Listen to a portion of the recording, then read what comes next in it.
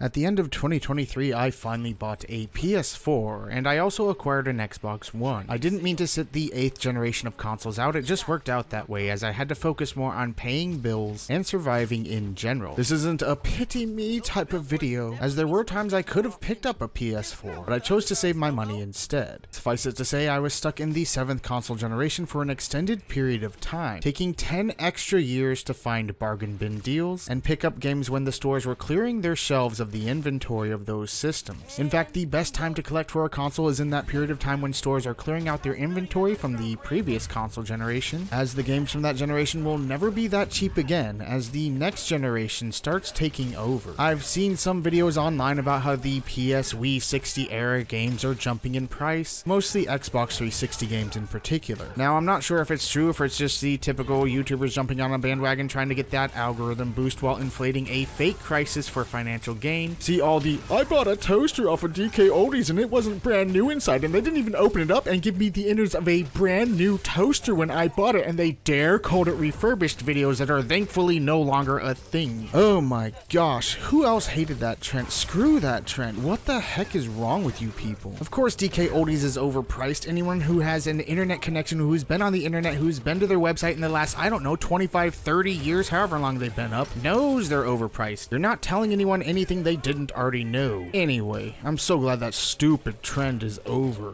Seriously, I hate YouTube nowadays. I hate YouTube so bad. Anyway, it's been a while since I've checked on the PS 360 in particular, as I've relegated myself to only picking up specific games that I specifically want for those systems. I don't have every game I want for them, but I have enough of the ones that I want that if I stopped collecting for both, I would still be satisfied with the games I already own for them. So the #1 way to stay 10 years ahead of the retro gaming market is, well, I already told you. If you are already priced out of the PS 360 market or the GameCube market from the 6th generation, holy crap, what a stupid market. Head down to your local used game shop, whether it be a mom and pop shop or GameStop, and start collecting the PS4, Xbox One, and Switch games you want now. I know the PS 360 is the current trendy era to collect for now, but if you wait for the trends or for some goofy YouTuber to tell you that it's the trend, you're already too late to the party, and you're gonna have to pay more. Don't wait for some YouTuber to tell you what you should be collecting and when. Start now. Start with what you can afford and start with the cheapest games you can find at the moment, which are the 8th generation console games. How did I end up with over 200 PS1 games and 400 PS2 games? I got the bulk of them when the stores were clearing the inventory out, and in that period of time when no one cared about them. Right now, that is where the PS4 and Xbox One are heading, and the Switch will probably be there soon once the next Switch system hits. Now, when it comes to newer consoles, the biggest factor that may make it so the PS4 and Xbox One games don't skyrocket in price is the Steam factor. And by the way, this also applies to the Xbox 360 and PS3, as a lot of their games were also released on the PC. So maybe check Steam first before paying too much for the Xbox 360 version of a game. There will be a lot of 8th gen games that don't skyrocket in price, as they're still available on Steam and GOG in their vastly superior PC form. Am I right? PC Master Race, vastly superior.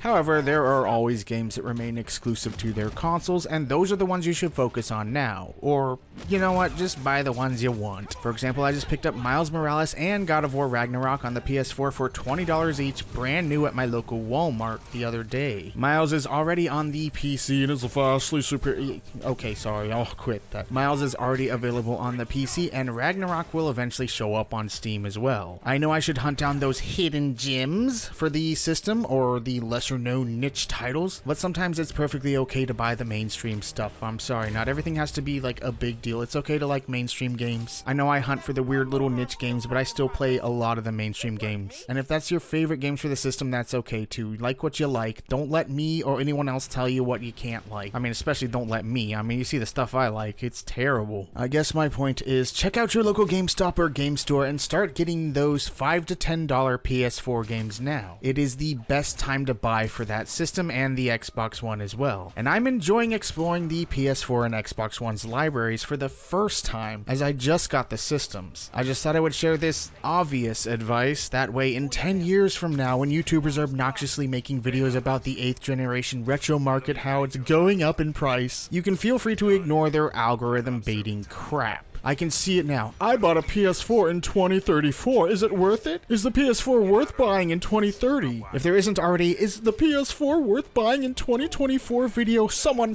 please, you have to make that video. It must be made. And then 8,000 other videos can be made with the same subject.